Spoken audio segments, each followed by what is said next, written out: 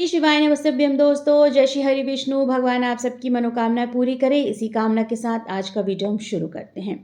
दोस्तों, आज इस वीडियो में आपको संपूर्ण जानकारी देने वाले हैं मासिक धर्म यानी पीरियड की अवस्था में माताएं बहनें एकादशी का व्रत कैसे करेंगी, साथ ही साथ तुलसी विवाह वो कैसे कर सकती हैं। रविवार को तुलसी जी को स्पर्श करते हुए रविवार के दिन क्या तुलसी विवाह संपन्न कराया जा सकता है या नहीं कराया जा सकता है, और हम तुलसी विवाह सुबह करें या शाम को करें, यानी कि जो देव उठनी एकादशी में तुलसी विवाह कराया जाता है वो विवाह हम सुबह कराएं या शाम को कराएं, आपको संपूर्ण जानकारी देने वाली हूँ दोस्तों। तो वीडियो को पूरा ध्यान से अंत तक देखिएगा, सुनिएगा। वीडियो पसंद आ जाए तो वीडियो को छोटा सा एक लाइक कर दीजिएगा और साथ ही साथ अपने ही चैनल को जोर से सब्सक्राइब कर दीजिएगा। दोस्तों, साल 2025 में देवउठनी एकादशी की डेट को लेकर के बहुत असमंजस की स्थिति बनी हुई है कि हमें देवउठनी एकादशी का व्रत रखना कब है। तो देखिए, 1 नवंबर साल 2025 को कार्तिक मास के शुक्ल पक्ष की एकादशी जो प्रारंभ हो रही है वो सुबह 9:11 से शुरू हो रही है और अगले दिन 2 नवंबर साल 2025 दिन रविवार को सुबह 7:31 पर समाप्त हो रही है। तो ऐसे में उदया तिथि के अनुसार अगर देखा जाए तो जो देवउठनी एकादशी का व्रत है वो 2 नवंबर साल 2025 दिन रविवार को रखा जाएगा। लेकिन बहुत सारे लोगों का ये मत है कि वो 1 नवंबर साल 2025 दिन शनिवार को जो है वो देवउठनी एकादशी का व्रत रख रहे हैं और उसी दिन तुलसी विवाह संपन्न करा रहे हैं। और बहुत सारे लोगों का ये मत है कि वो 2 नवंबर साल 2025 दिन रविवार को जो है वो देवउठनी एकादशी का व्रत करेंगे और उसी दिन तुलसी विवाह संपन्न कराएंगे। अब बात कर लेते हैं कि कुछ माताएं बहनें मासिक धर्म यानी पीरियड की अवस्था में रहेंगी तो वे देवउठनी एकादशी की पूजा व तुलसी विवाह कैसे संपन्न करा सकती हैं। देखिए, अगर आपके घर में अन्य सदस्य हैं, आप संयुक्त परिवार में रहते हो, तब तो किसी प्रकार की दिक्कत परेशानी नहीं है। आप अपने घर के अन्य सदस्यों से मदद ले सकते हो। पूजा पाठ है, जिस तरह से भी आपके यहाँ जिस विधि नियम से तुलसी विवाह संपन्न कराया जा सकता है आप करवा सकते हैं अपने घर के अन्य सदस्यों से। रही बात व्रत की, तो आपको पूरे विधिवत तरीके से व्रत रखना है और साथ ही साथ आपको मानस पूजा करनी है यानी मानसिक पूजा करनी है। स्त्री जब रजस्वला अवस्था में होती है यानी मासिक धर्म की अवस्था में होती है तो उसे पूजा पाठ से जुड़े हुए कोई भी अन्य कार्य करने के लिए मनाही होती है। धार्मिक कार्य जो है वो पूरी तरह से निषेध माने गए हैं। तो अगर आप मासिक धर्म की अवस्था में हैं तो आप तुलसी विवाह की जो पूजा है, देवउठनी एकादशी की जो भी पूजा है वो आप स्वयं से ना करें, अपने घर परिवार के अन्य सदस्यों से करवा सकते हैं। अगर आपके बच्चे बड़े हैं तो आप अपने बच्चों की मदद ले लीजिए। आपके घर में सास है, देवरानी है, जेठानी है, ननंद है, तो आप उनसे जो है वो विधिवत तरीके से पूजा पाठ और तुलसी विवाह संपन्न करा सकते हैं। तो ये तो बात हो गई संयुक्त परिवार वालों की। बात कर लेते हैं कि कुछ मेरी ऐसी बहनें हैं जो अपनी नौकरी की वजह से, अपनी जॉब की वजह से घर परिवार से दूर हैं, घर पे अकेली हैं। तो इस अवस्था में वे क्या करेंगी। देखिए, आपको विधिवत तरीके से व्रत तो रखना है, चाहे वो संयुक्त परिवार वाली महिला हो, चाहे वो एकल परिवार वाली महिला हो। अगर आप व्रत रखती आ रही हैं तो विधिवत तरीके से आपको व्रत तो रखना ही है, व्रत को खंडित नहीं करना है।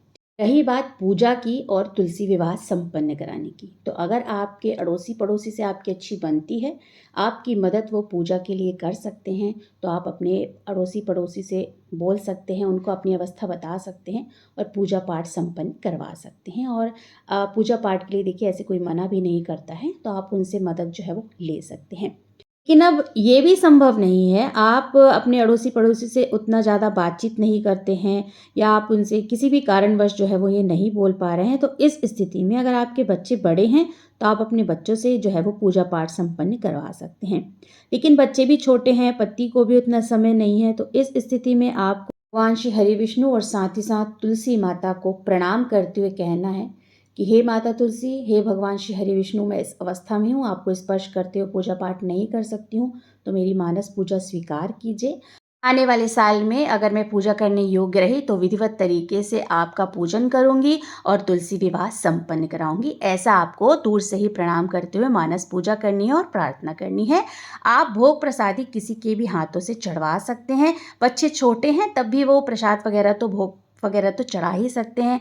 तो अगर आपके घर में बताशे हैं तो आप बताशे का भोग लगवा दीजिए, और नहीं है तो आप मिठाई वगैरह बाहर से मंगवा करके, फल वगैरह मंगवा करके जो है वो वगैरह चढ़वा सकते हैं। आपको स्वयं से नहीं चढ़ाना है, आप पति के हाथों से या बच्चों के हाथों से भोग प्रसादी वगैरह चढ़वा दीजिए और किसी भी प्रकार का बर्डन मत लीजिए, क्योंकि ये नेचुरल है। आने वाले साल में अगर आप पूजा करने योग्य रहे तो विधिवत तरीके से पूजा आप संपन्न करवाइएगा और तुलसी विवाह आप संपन्न कराइएगा। एक बात और यहाँ पर स्पष्ट कर देती हूँ, देव उष्णी एकादशी से लेकर के कार्तिक मास की पूर्णिमा तक जो है वो आप तुलसी विवाह संपन्न करा सकते हैं। तो इस बीच अगर आप साफ स्वच्छ हो जाते हैं तो विधिवत तरीके से आप कार्तिक मास की पूर्णिमा तक भी जो है वो तुलसी विवाह संपन्न करा सकती हैं, लेकिन निर्भर करता है कि आपका मासिक धर्म पूरी तरह से समाप्त हो जाए, चला जाए, तभी आप जो है वो पूरी विधिवत तरीके से तुलसी विवाह संपन्न कराएं। जैसा कि मैंने आपको बताया कि बहुत सारे लोगों का मत ये है कि वो 1 नवंबर साल 2025 दिन शनिवार को देवउठनी एकादशी का व्रत करेंगे और उसी दिन तुलसी विवाह संपन्न कराएंगे। बहुत सारे लोगों का मत ये है कि वो 2 नवंबर साल 2025 दिन रविवार को जो है वो देवउठनी एकादशी का व्रत करेंगे और तुलसी विवाह संपन्न कराएंगे। और ऐसे में कई लोगों के प्रश्न ये भी आ रहे हैं कि रविवार पड़ रहा है 2 नवंबर साल 2025 को, तो क्या रविवार के दिन हम तुलसी जी को स्पर्श करते हैं उनके तुलसी विवाह संपन्न करा सकते हैं? नहीं करा सकते हैं। देखिए, वैसे भी 1 नवंबर साल 2025 दिन शनिवार को जो देवउठनी एकादशी का व्रत पड़ रहा है, तो तिथि के अनुसार जो तिथि हो रही है, वो दशमी तिथि युक्त एकादशी पड़ रही है और दशमी युक्त एकादशी का व्रत नहीं करना चाहिए। लेकिन अगर आप ऐसा कर रहे हैं, तो आप अपने हिसाब से कार्य कर सकते हैं। अब जो लोग 2 नवंबर साल 2025 दिन रविवार को एकादशी का व्रत रख रहे हैं और उसी दिन तुलसी विवाह संपन्न करा रहे हैं, तो ये विशेष दिन है आपके लिए। देवउठनी एकादशी एक बहुत ही महत्व रखती है एकादशी और बहुत बड़ी एकादशी में से एक मानी जाती है।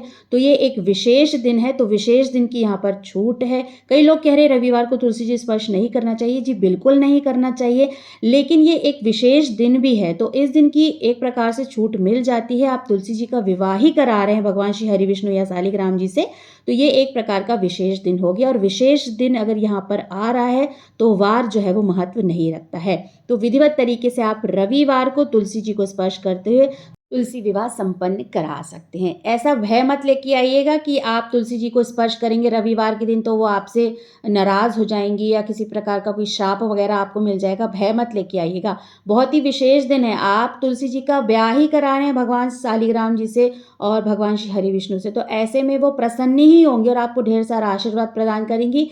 एक दिन का विशेष रूप से ये जो दिन पड़ रहा है, इसलिए यहाँ पर वार का महत्व नहीं है। आप पूरे विधिवत तरीके से रविवार के दिन तुलसी ब्याह संपन्न करा सकते हैं। अब बात कर लेते हैं कि आपको विवाह जो है वो सुबह कराना चाहिए या शाम को कराना चाहिए। देखिए, हम लोगों के साइड में गौधेली बेला में यानी शाम की जब दिया बत्ती का समय होता है, तब विधिवत तरीके से गन्ने का मंडप लगाया जाता है और विधिवत तरीके से भगवान श्री हरि विष्णु या शालिग्राम जो भी आपके घर पर हों उनसे तुलसी विवाह संपन्न कराया जाता है। लेकिन बहुत सारे घरों में मैंने ये भी देखा है कि वो जो तुलसी विवाह की जो प्रक्रिया है वो सुबह या दिन के भीतर ही कर देते हैं, यानी 12 बजे के दिन के 12 बजे के भीतर ही जो है वो तुलसी विवाह संपन्न करा देते हैं। तो आप अपने घर के विधि नियम देख लीजिएगा। अगर आपके यहाँ सुबह पूजा करी जाती है, सुबह तुलसी विवाह किया जाता है, तो आप सुबह करवा लीजिए। अगर आपके यहाँ शाम को तुलसी विवाह किया जाता है तो आप शाम को तुलसी विवाह संपन्न करा सकते हैं। तुलसी विवाह की सबसे सरलतम पूजा विधि, वो भी कम सामान के साथ हम कैसे कर सकते हैं, इसका संपूर्ण में डिटेल में वीडियो मैंने चैनल पर डाल दिया है। दोस्तों, अगर आपने वो वीडियो नहीं देखा है तो कृपया करके आप चैनल पर विजिट करिए और वहां से संपूर्ण तुलसी विवाह की पूजा विधि जान सकते हैं। बहुत ही सरल पूजा विधि बताई है, वो भी कम सामान के साथ। तो आप जाइए और वो वीडियो अवश्य देखिए, आपको बहुत ही ज़्यादा मदद मिलेगी। तो यहाँ पर मैंने इस वीडियो में आपको संपूर्ण जानकारी दे दी है दोस्तों कि आपको कब कैसे क्या करना है। आशा करती हूँ आपको ये वीडियो पसंद आया होगा। दोस्तों, अगर वीडियो पसंद आया तो वीडियो को छोटा सा एक लाइक कर दीजिएगा। आपका एक छोटा सा लाइक हमें प्रेरित करता है और भी अच्छे अच्छे नए नए वीडियो बनाने के लिए। बहुत जल्द मिलते हैं एक नए वीडियो के साथ, एक नई जानकारी के साथ। तब तक के लिए श्री शिवाय नमस्ते दोस्तों, धन्यवाद।